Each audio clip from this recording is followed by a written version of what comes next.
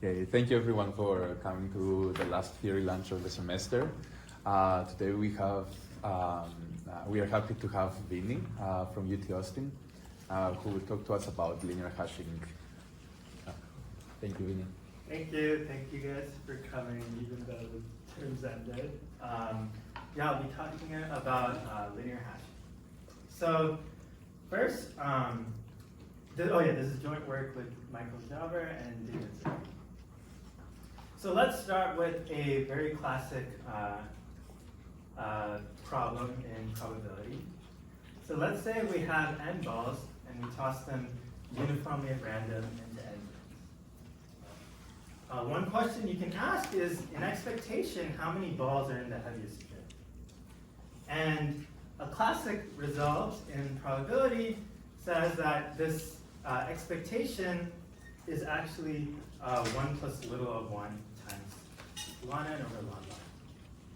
And so this fact has a wide range of uses in the theory of randomized algorithms, and one that we're going to focus on is in hashing. So in the theory of hashing, what we want to do is we want to hash a large universe into a small number of bins, with the motivation being we'll compress them into easier to use strings. And one way of doing this, or the canonical way of doing this, is via fully random map. So what's the goal? Well, let's say we have n balls in our universe that we really care about. The hope is that we can hash those n elements without too many collisions.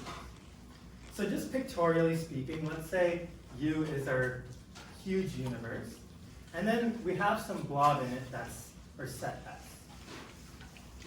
Now what H is going to do, it's going to split the universe, and therefore the balls, into n different parts, which is defined by the preimages of H. Okay? And now, one natural notion we can define if we want to look at the number of collisions is the load. So I'll define the load of Y to be the number of balls that map to Y under H. Okay? And then we want to minimize the max load. And so I'll define M of S comma H to be the maximum load over all images of the load of that image. And so in this diagram, this part over here has the most amount of blob, and so the max load is going to be the number of balls in that part. Okay? So one thing I want to stress is that if H was deterministic, you can't hope for anything better than trivial. Because if I had a fixed function H, I can always pick my set S to be fully inside the largest part. And thus I'll have a max load of n. Right? By pigeonhole, one of these parts is going to have at least n universe elements, and then I pick those all to my set S.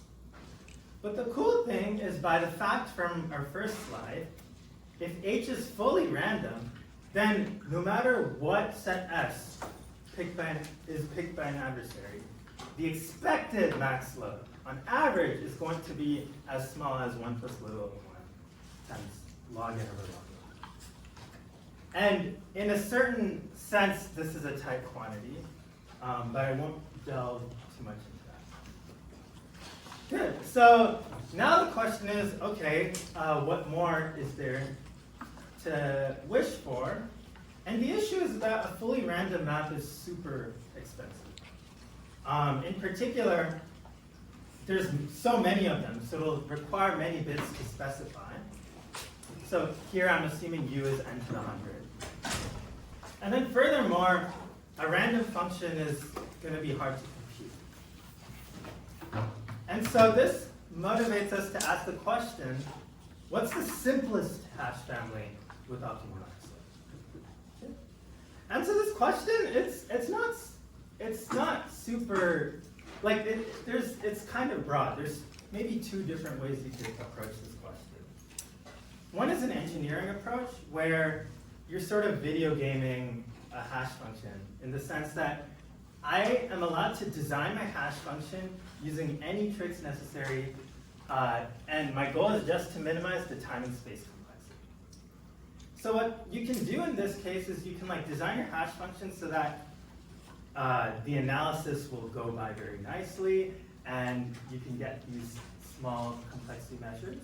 But the issue is because you're allowed to use these tricks, your hash function starts getting more contrived, and it'll be not so implementable. Nevertheless, we've had great progress in this approach. We actually have constructions that get within poly-log-log-n of optimal space and time complexity. And as I was saying, of course, the issue is they'll be tricky to implement. For example, they use epsilon bias spaces and k-wise independence, and so you'll have to worry about implementing polynomial multiplication and arithmetic over finite fields and things like that. So an alternate approach, right, sort of as a direct contrast to the above, is to just take a hash function that, say, works well in practice and is very simple, it uses a few simple operations, and then just directly analyze them. So of course the catch is these hash functions were not designed with analysis in mind, and so they'll be harder to handle. So along this, there have been a family of results like this, and maybe one interesting one was a result by Petrank and Dora, who show that this simple hashing scheme called tabulation hashing is optimal. In the theoretical sense, there might be some qualms because it's constant time, but it takes up to end of the epsilon space. But apparently the end of the epsilon in practice, you can sort of apparently make it small enough so it fits in the fast cache or something like that. So apparently it's not too much work. So in this talk, we're going to sort of look at this approach, and then we're going to look at a hash function that you can think of as the simplest form of tabulation hashing. And this is just a random linear map. So random linear maps over F2 have been established as a hash function, maybe formally in the seminal work of Carter and Wegman when they introduced two universal hash functions, but maybe in a more indirect way in Zobrist's thesis, who was trying to design a chess engine and decided to use linear maps to hash the chess configuration. But anyways, what exactly is this hash function? Well, we take every universe element, big U, can be written as a bit string vector of log U bits. And then every element in my bit space can be written as a logn bit vector. So I'm going to let lowercase u represent log base 2 of big U, and then for the rest of this talk, little l will always be the log base 2 of it for the rest of this talk. And our hash function is simply a random linear map among these two bit vector spaces. That's it. So there's maybe two ways of thinking about this function. One is as a random binary matrix. So it's as if I'm taking some log u bit string, and then I'm left multiplying it by an L by U matrix. And from this interpretation, you can see that all you have to do is sum up. You're taking a coordinate-wise XOR of log in many vectors. So you're basically, there's no multiplication involved, and you're only using log in word operations. And then the amount of space you're using, well, it'll take log squared n bits of space to specify your matrix. Again, we're assuming you use n to the i. Cool. But there's... I thought the Carter-Wegman was, well, maybe they did more than this, but they had a linear map of, AX plus B mod some prime. Good. They also have that. Yes. So, okay, I guess in the literature, I guess linear hashing has been used to refer to both hash functions, X plus B mod P, and matrix times a vector. I guess both were actually introduced in that paper. Mhm. But yes, good clarification. Good. So I want to emphasize another way of thinking about this function, and it's going back to the pictorial representation. So before I was saying that we have a fully random partition, and then we're trying to see the max load of that partition. Now we have a very structured partition. In particular, the preimage, any preimage of a linear map, it's going to be some shift of its kernel, right? So what you can think of this problem is I pick a random subspace of codimension L, and then I partition the whole universe into the n shifts of that kernel. And now I'm asking, is it true that no shift has too many balls? This is the picture I want to sort of put in your guys' head. Does the hash function and this picture make sense? Cool. Okay, good. Now let's get to what do we know about the max load of a random linear map. First, there's a very broad lower bound you can achieve for any hash family. It doesn't matter how many functions there are, how complicated the functions are. Any hash family, its expected max load must be at least order logn over loglogn. It's by a probabilistic argument where you pick S uniformly. Now, what are some upper bounds? Well, in the first paper, I guess implicit in their techniques, you can show that any two universal hash function has an expected max load of squared n. Yes, squared n. So a year later, along with Markowski, they were able to give a polynomial improvement on this general universal bound to n to the 1/4. And then a few years after that, Melhorn and Vishkin were able to show a subpolynomial bound on this point.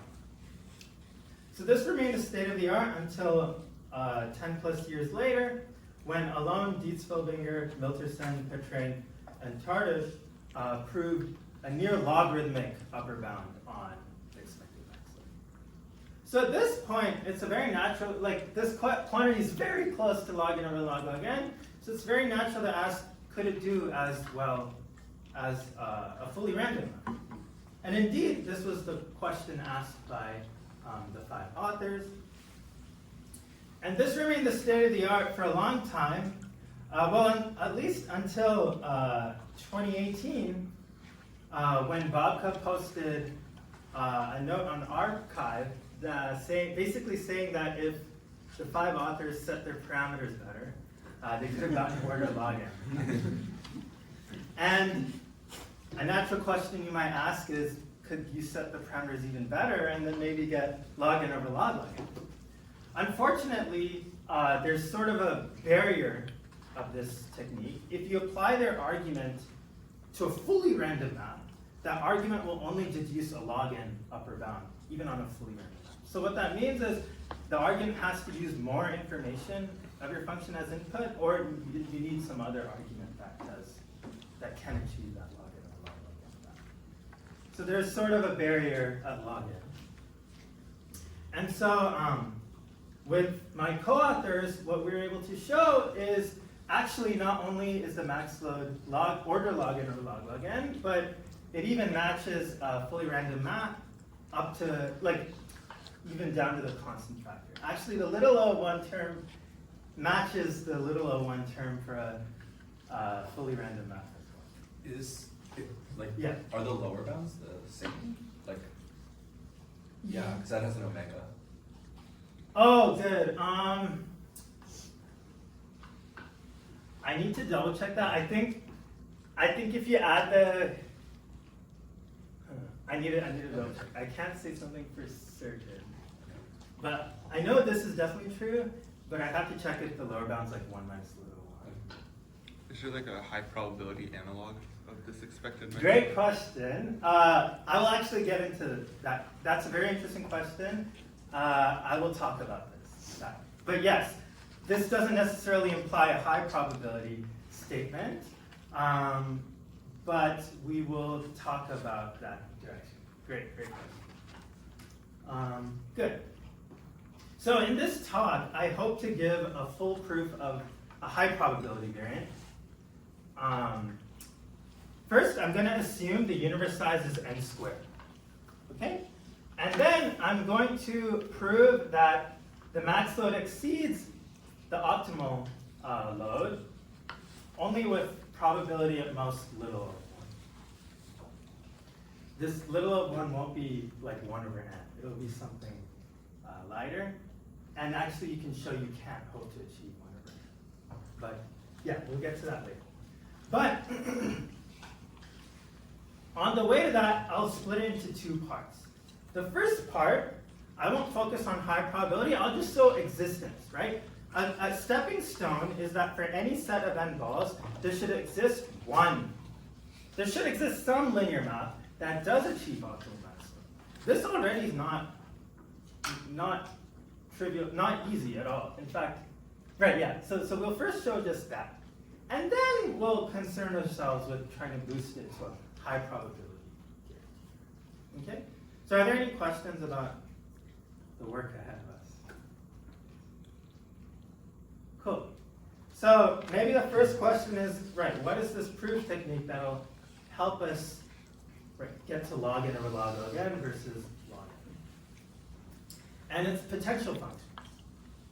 So maybe the first approach you might have is to maybe replicate the random function argument and look at an n tuple of loads, right? Each bin will have some load to it, and then maybe you could be like, okay, let me bound the probabilities that all of these loads have are at most log n over log n. The issue is that this tuple is very correlated, right?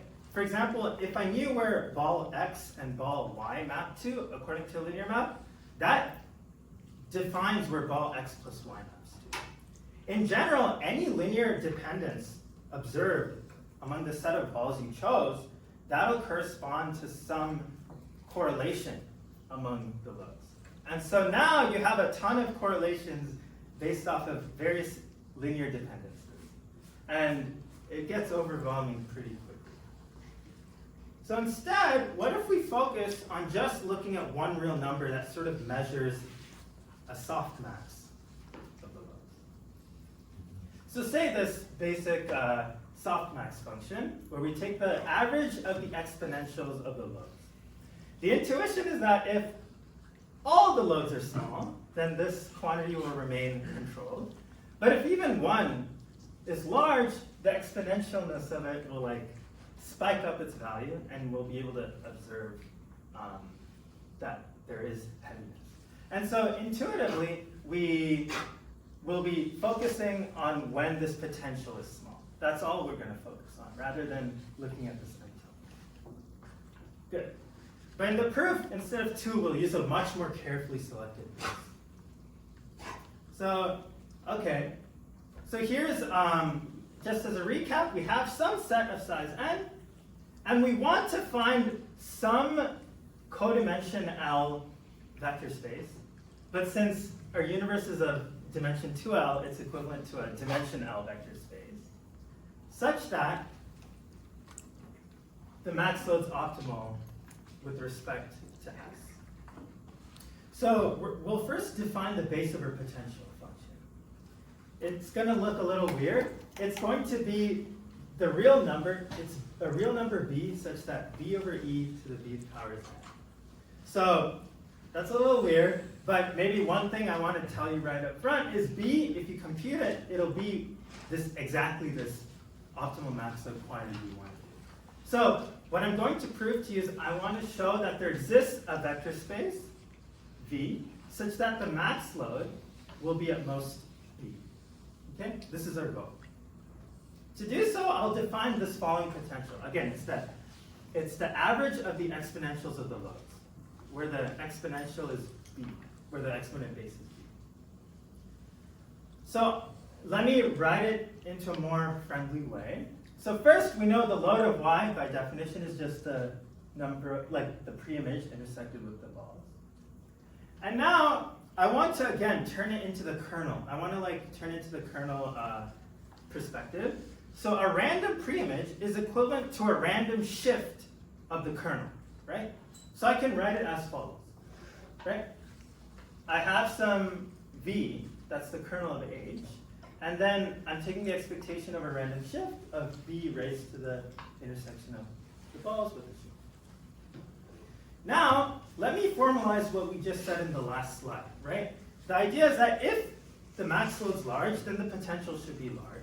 And this is easily formalized as follows.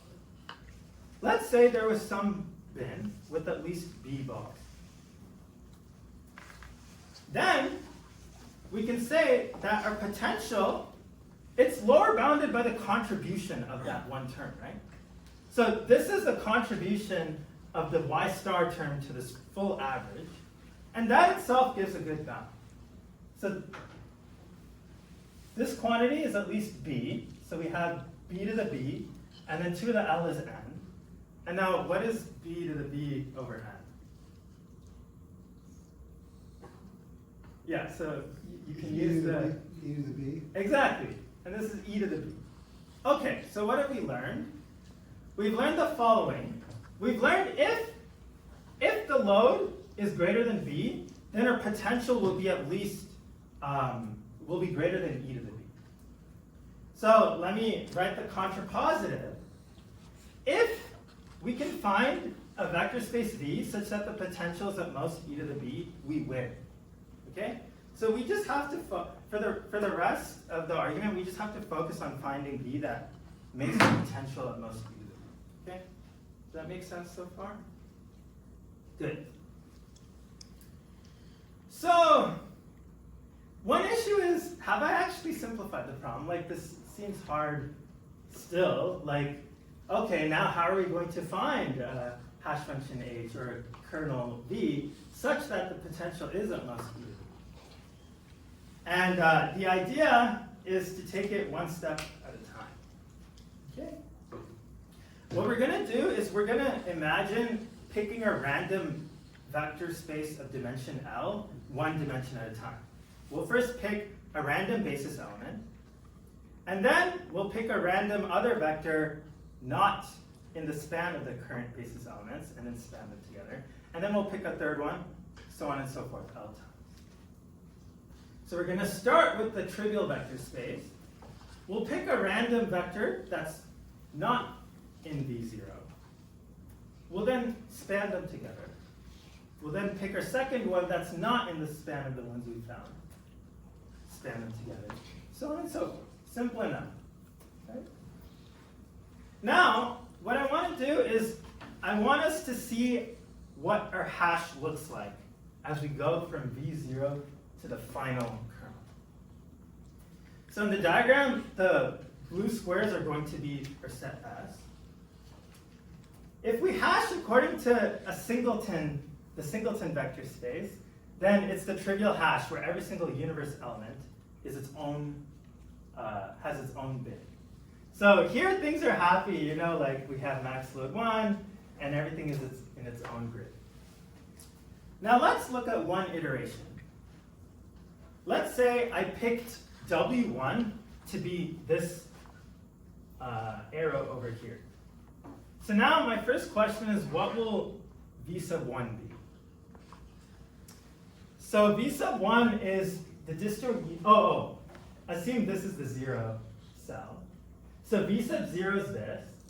V sub 0 plus W is going to be this. And so if we're taking the distant union, this should be V sub 1. And so that means we should be hashing according to shifts of that. And that's exactly what we get.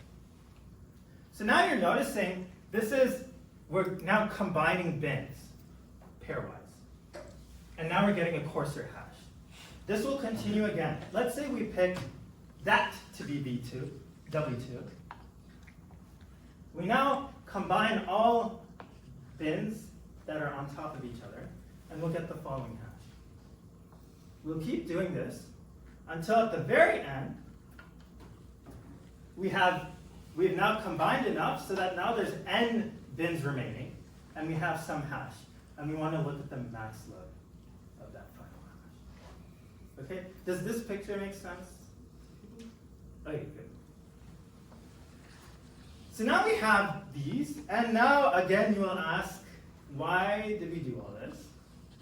And the reason is, instead of focusing, right, it's kind of a big jump to go from here to here and try to analyze this potential.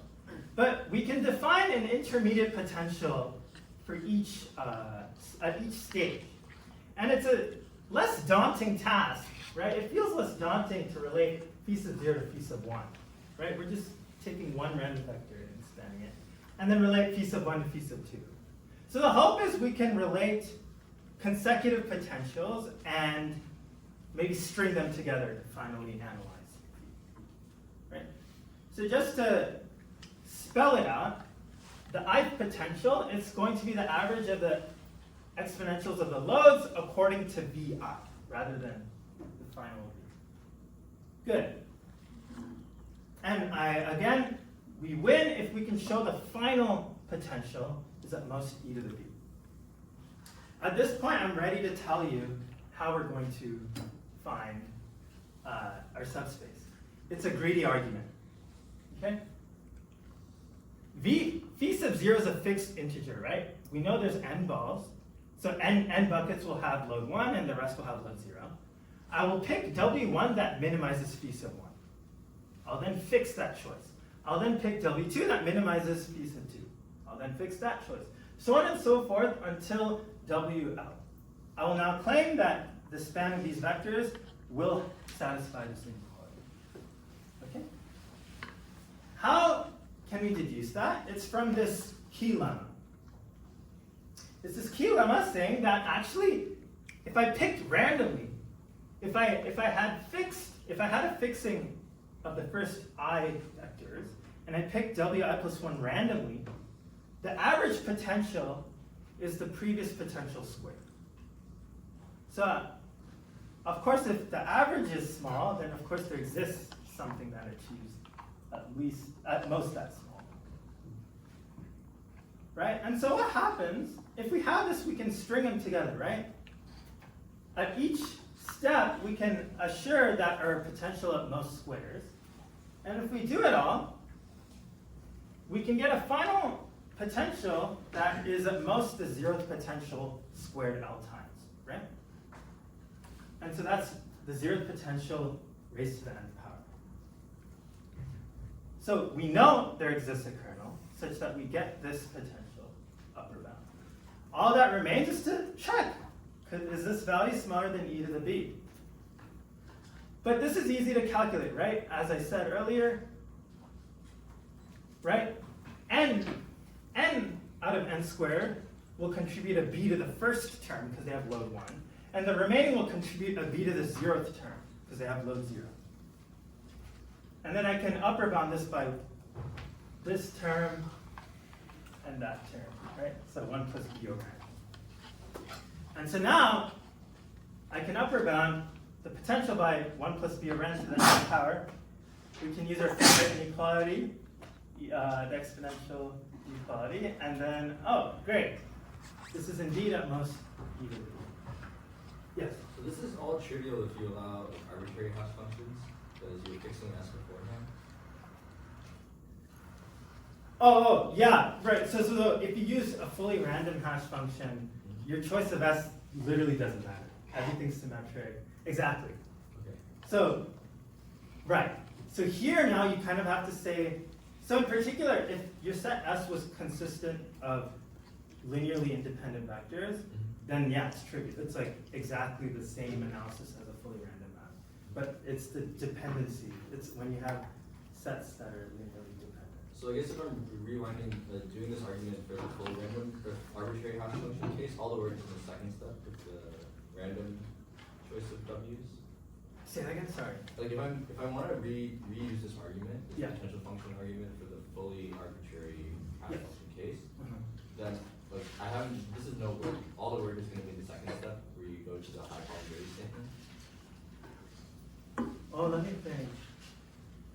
I think, okay, my guess, right, there would be no work here. But I think also in the high probability statement, there would be work as well. Like I think things would be much easier in the second phase for fully random. Because you'll have more independent, like you'll have more information, basically. Yeah. But yes. Cool. Great. Oh yes. Yes. Wait, so did we say we were just assuming that lowercase u is 2L? Yes. Okay. Although, let me tell you, it doesn't matter at all. Like, you can do the exact same argument for any u, and nothing changes. But instead of like being L steps, it would be like It would be u log of u over n or something. Yeah, exactly. It'll be that. But the math exactly works out the same. Okay. There's no change at all. So yeah, let me say now that this argument generalizes for arbitrarily large universes. It doesn't even have to be quantifiably large. It can be, any u greater than that. Any u greater than log n. Cool. So, what's left? Of course, it's the key lemma, right? I just gave that without proof. And then we'll get our existence. So, right, how should we prove this lemma? That the potential squares on average. It seems natural, right? Like we want to relate phi sub, this is basically the lemma that's saying, oh, I can express phi sub I plus 1 in terms of phi sub I. So maybe let's analyze what happens in that step. Okay? So we're looking at some arbitrary step where we picked wi plus 1 and then we grouped according to that. So let me, for the E sub analysis, let me define some elementary quantities. S sub I of x is going to equal to the number of balls in the x shift of V sub I. So in English, it's how many balls are in the bin that x is in. Okay? Right, and of course we can express the potential function as the average of the exponentials of the S sub i's. So good. So it makes sense if we want to relate phi sub I to phi sub I plus 1, we should maybe relate the elementary quantities S sub I to S sub I plus 1. So let's look at a toy example. So let's say we have this diamond. We're looking at this universe element diamond. What is S sub I of diamond and S sub I plus 1 of diamond? 1 and 2. Yeah, good. Great. So how did you get that? Well, I guess, so S sub I of diamond, right, you just look. Oh, there's one ball here. But now for S sub I plus 1 of diamond, what's happening is, in the I plus first step, we're combining this bin with the shift. Like we then look at the shift of diamond by W, and then we combine that bin as well. Each of these bins have load 1, and so therefore we got 1 plus 1. So diamond was not special, right? For any x, we get the recurrence relation S sub I plus 1 of x is equal to S sub I of x, like the number of balls in x's bin, plus the number of balls in x plus w's bin. So this is great, because now we've done this first step, and maybe now we can express phi sub I plus 1 in terms of phi sub I, because we now have S sub I terms.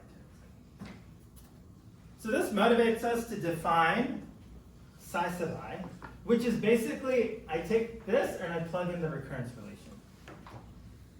So maybe one thing you might ask, so right, we just proved that they're the same on the domain W is not in the span of V sub I. So you might ask, okay, one question is you might ask, okay, why did we define another quantity? Isn't it literally phi sub I? And the nuance is, it is phi sub I when your vector W is not in the span of the vectors you picked. But we didn't say anything about when W is in the span. When it's in the span, these two quantities may be different. So that's why I'm defining two different quantities, and we'll see why that becomes relevant in the next slide. But good. We've related the two quantities, and we're happy because now this quantity can be related in terms of S sub I, and maybe we can write that in terms of phi sub I. So let's do that. So again, this is what we've shown, and then these are the defined quantities. And so let's just write this out and try to write it out as an expression involving phi sub I. So I'm just writing out the definition. And here we seem excited because if I cover this and this is literally phi sub I. And then this guy and this guy is almost phi sub I, except you're not averaging over all of f to the u, you're averaging over the phi sub I. But that turns out to be something annoying. Like, that's enough, at least for us, not to figure out like how we can relate it to phi sub I. In particular, this is the only roadblock, this asymmetry. In an alternate universe where we did average over everything, not just stuff outside the span, we would win. In particular, we would write it like this. And now, because x and x plus w is the same distribution as x and w, I can write it like this. And now, we have an expectation of a product of independent random variables, so I can factor out the expectation. But look, this is exactly phi sub I. This is exactly phi sub I. So you get a square. So we're happy but also frustrated because we're so close yet so far. So, okay, let's sort of recap what we just figured out. We know the average of psi over all vectors is phi sub I squared. But we want to know the average outside of the span. Right? We want to give an upper bound on that. So how can we do it? Well, what if we sorry, this one says something. Okay. Well, what if we showed the average inside phi sub I was large? What if we showed it's greater than phi sub I squared? That would then imply, right, by averaging, that within, like outside of that region, the average should be smaller than phi sub I squared, right? So let's try to do that. And a vector space is a much nicer region than the complement of a vector space. So this motivates looking at this quantity. So that means we have to go back to our case study, but now look at the weird case when we pick W to be inside the span. So let's go back. We have this diagram. And now let's say we pick W to be in V sub I. And now let's say I have a diamond. So can someone tell me where diamond plus W, where this can be, huh? It's still in diamond. Yeah, exactly. Can I predict? Yeah. Is this inequality like a squared plus b squared is at least 2ab?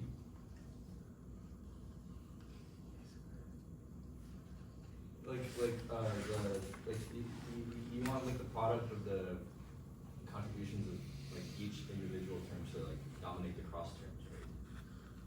Right, maybe. Oh, okay, I have to think about that. Okay, actually, or maybe you can tell me once Yeah. see. Yeah. It might. Yeah, maybe. But good, right? So what happens is everything will just map to itself, right? And the one-line proof is that, right? The bin containing x plus w is the same as the bin containing x because w plus v is equal to v. Right? So if x and x plus w are always in the same bin, that obviously implies that s of I of x plus w equals s of I. So we get a different relationship when w is in v sub I. Right? What is that? How does that affect psi? Well, psi was defined to be this quantity, but these two are the same. So it's just twice s of I. And now, we can use another favorite inequality, whether it's Cauchy-Schwarz or convexity, to argue that, oh, okay, the expectation of the square is at least the square of the expectation. But wait, what's in this square? It's exactly phi sub I. So that means we're done, right? we've literally shown that the average globally is phi sub I squared, and the average within this span region is at least phi sub I squared. That means the average outside of that region must be at most phi sub I squared. And then, of course, in that region, we showed that's equal to phi sub I plus 1. And so we're done. This concludes the proof of the key lemma. So at this point, we have proven completely that there exists a hash function that achieves optimal max load for any set. Are there any questions so far? And do you know? I think it's the same. Okay, cool. I'd like to hear more. No, I think I just said Koshi. Oh, Koshi. Oh yeah, that is Koshi. Yeah. We do use Koshi. Okay. Nice. So, Yeah. in terms of intuition for this, I mean, it seems like the way you're doing this proof is all about pushing the symbols around. But I think there must have been some intuition that drove the direction of the whole thing. Yes. Or something. Yeah. So here's the good. So the previous paper of Alon et al. They use like a different argument that goes through like coupon collector and things like that. But there's this one. By coupon collector, what I mean is like if you hash n log n balls into n bins, with high probability, every bin will have at least one ball. And so this is one lemma in their proof. And to prove that lemma, they actually look at a random variable that is the density of empty buckets. And they sort of hash one dimension at a time. And then they show that this density parameter, it decreases in a squared expectation manner at each step. And then that's how they're able to deduce it. And so I guess maybe the motivation for this potential function is the density of empty buckets. It's equivalent to this potential function if you set b equal to 0 and use the convention that 0 to the 0th power is 1. Then this potential function exactly captures the density of empty buckets. So I think seeing that squaring phenomenon and the fact that they were using density to measure progress sort of helped get on the track of defining some potential function that squares and right. So one insight was like, oh wait, if the base was like set to be greater than 1, you could like deduce properties about max load off the top. So I think the original working argument was definitely not as polished. For example, there's a way you can get this argument without using this, but with a little loss. Like instead of exactly squared, you get some loss. So things have been definitely polished, but that was maybe where I would say the idea of using the potential function to track progress and one step at a time came from. It was maybe from their coupon collection. The potential function is like, you could also consider the potential function as like just the actual max load. Yes. This is like a better potential function. Yes, in the sense that it's more equal to the max. It's exactly equal to the max.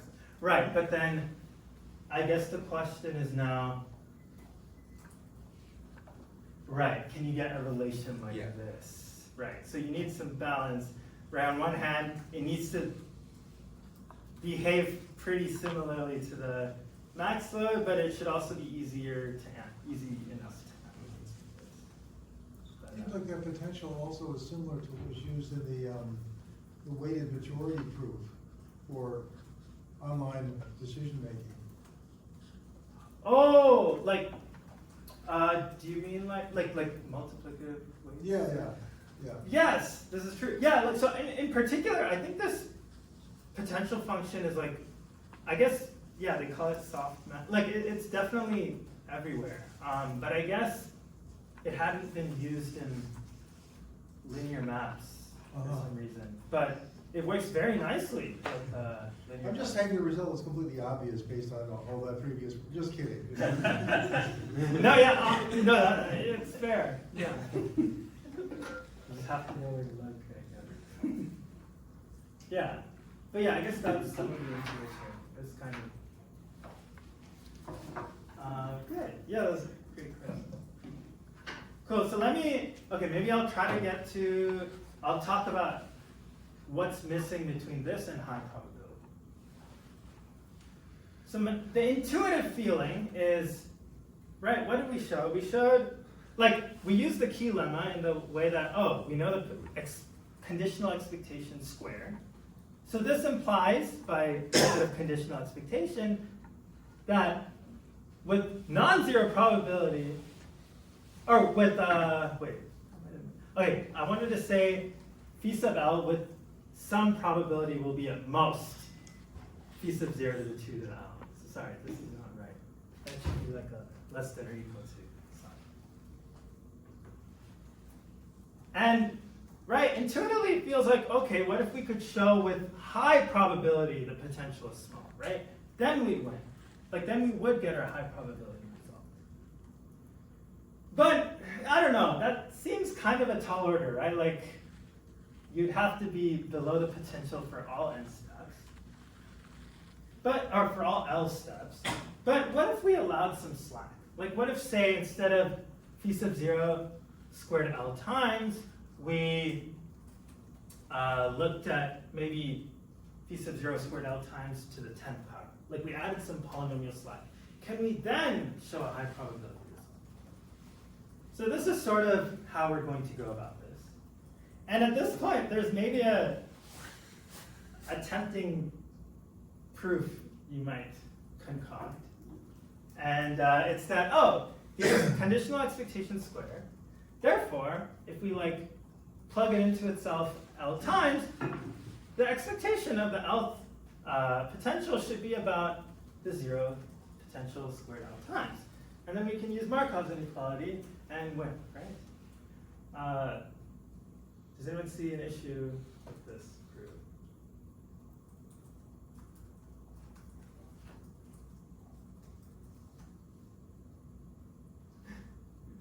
Because it's squared, you can't just plug the previous expectation Exactly. into Yeah, so if this was a linear function, you could, by linearity, but because it's a squared, you actually can't. And in particular, there exists choices of phi sub 0, there exist choices of random variables such that the expectation of the first random variable is some constant. The expectation of the second random variable conditioned on the first random variable is its square, but the expectation of that second random variable is infinity. So I won't get into the construction, but you basically play around with the construction that gives you random variables with finite mean, but infinite variance. So you can play with that to get such a construction. So in particular, even in the second step, the expectation could be infinite. So right, this is clearly not true. But you could still hope for a tail bound, even though the expectation may not be finite. And that's what we show. Okay?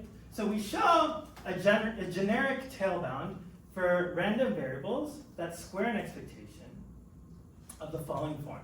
So that form is maybe a little weird, so let's plug in some nice parameters. First, we can plug in t equals x sub 0 squared, and we'll get our familiar result. This is from method of conditional expectations. That, with some probability, I will be below phi sub 0 to the 2 to the L. And so now, what this lemma says is, okay, now let's plug in our toy example. It says, right, if I plug in the corresponding value of t, I'll get this expression. And if I assume phi sub 0 is 1 plus epsilon, this approximation is true. And so it's basically saying if I give a 10 polynomial slack, I'll get a 1 over 10 probability. Okay. Another thing I want to mention is that tail bound is exactly tight.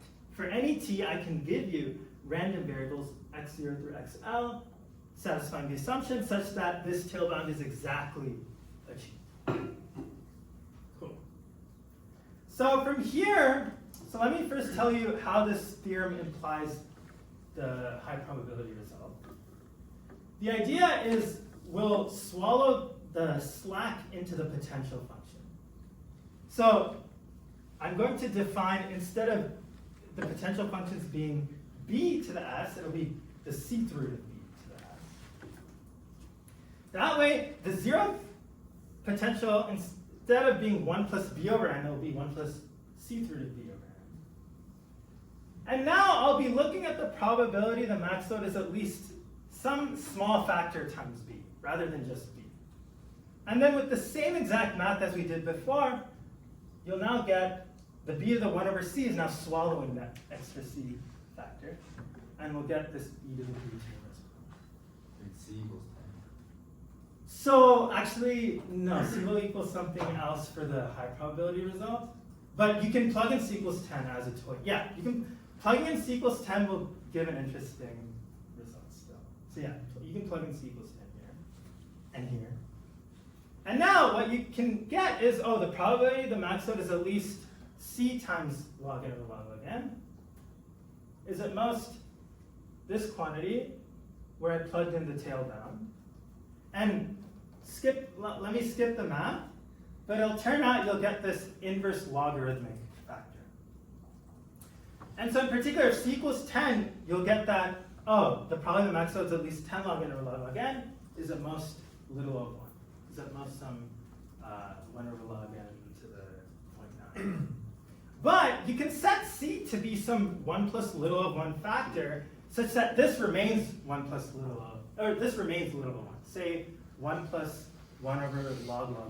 You can plug that in, and that'll get you the result. So conditioned on this lemma, we will get the high probability result. Are there any questions before I go over how to prove this? Cool.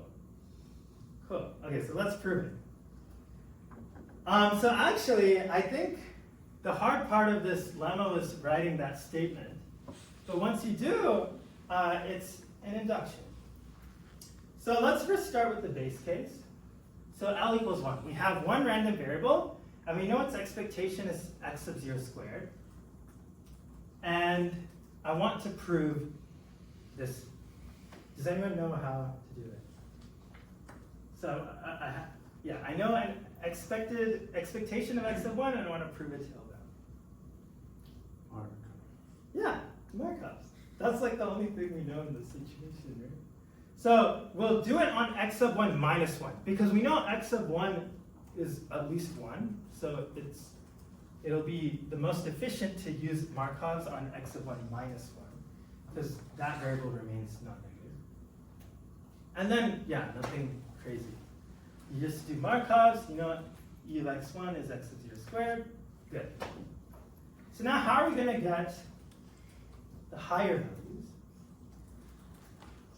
Well, the idea is as follows.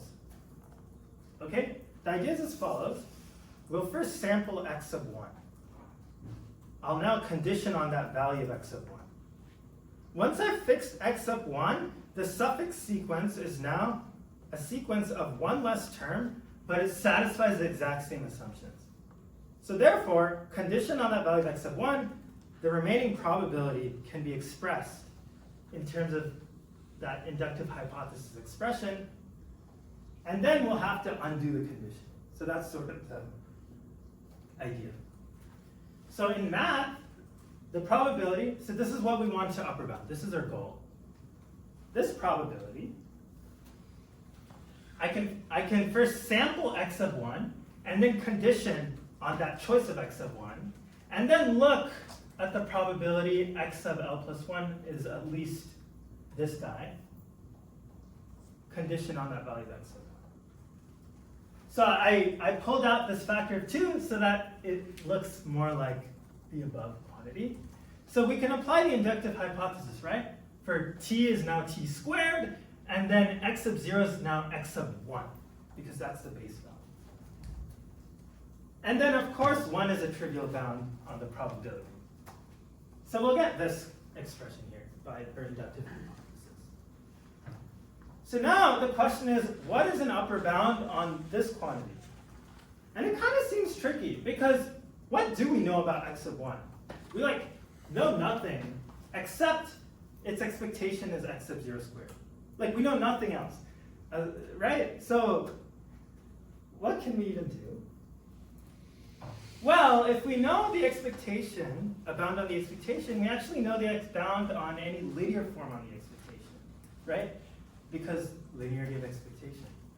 And so now this motivates us to ask, what linear function on x1 can we bound this guy by? Because if we bound this by some linear function, we can then apply linearity and then upper bound the whole expression. So we want to find the best linear upper approximator for this function. So let's graph it. So this graph over here is this function, minimum of 1. So in this region, it's this quantity taking over, so it's a parabola. And you can compute that it intersects the x-axis of 1, and then it'll reach t comma 1 here. And then onwards, the 1 will take over. And we want to upper approximator for this graph in the region x is greater than 1, right? Because we're guaranteed x of 1 is always greater than 1. So what's the best line? Well, I guess one could come up with 2 reasonable answers. One is this one, which will be tight forever and ever. And then another one is this quantity, which will be pretty good on this segment, but then it goes off and starts diverging onward. So what line would you guys choose?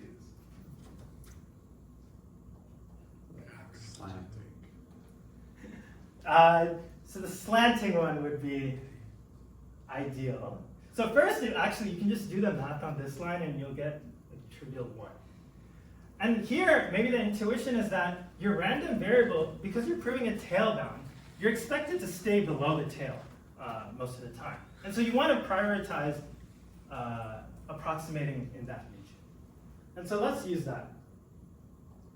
So now, next question, what's the equation of a line that goes through 1, 0 and t, 1?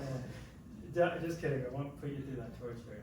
But using I don't know, whatever, yeah. You can see that the equation is y equals x minus 1 over t minus 1. And then, there we go. We now put the expectation in and we get the result. And so this concludes the full proof of the high probability result. Are there any questions? I'll end with just what are the other sorts of results? Yes, so we did an upper linear approximator and then we were able to put the expectation. Cool. So some other results, of course, there's you can show expectation, but there wasn't enough time to go through that. So you can show that actually there's a limit to what probability bound you can show. So what we showed was something like 1 over polylog n. But you can show that you can't prove a tail bound better than 1 over log n to the log n. So in particular, we can't hope to get 1 over n tail bounds, which is what a fully random linear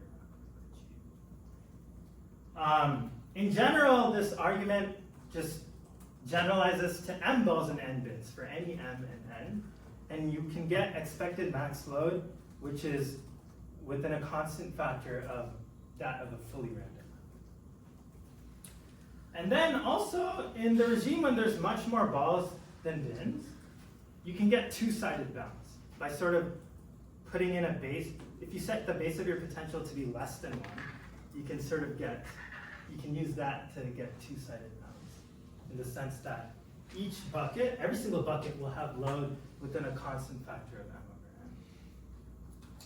over n. And then here's a couple of open questions. One question is, this argument breaks down over F3. In particular, the best bound for, say, F3 can get is some polylog of n max. I feel like over F3 the answer should still be log n over log log n. And so I think this is a very interesting question. Like, in a way, you might then say that, oh, this might not be the right technique to use for this problem if it's so frail. But yeah, this is an interesting open problem. And then another one is maybe from a pseudo-randomness perspective or like a space complexity perspective. I mentioned that all linear maps uses log squared n bits of randomness, or log squared n bits to specify. But we know that you could hope for a log n specifiable function that gets optimal max log. So one question is there a subfamily of linear maps that uses only log n bits of randomness and can get the same optimal max log quantity? So our work implies by like subsampling that you could non-explicitly get such a result, but getting an explicit result I think is an interesting question. And that's all I have.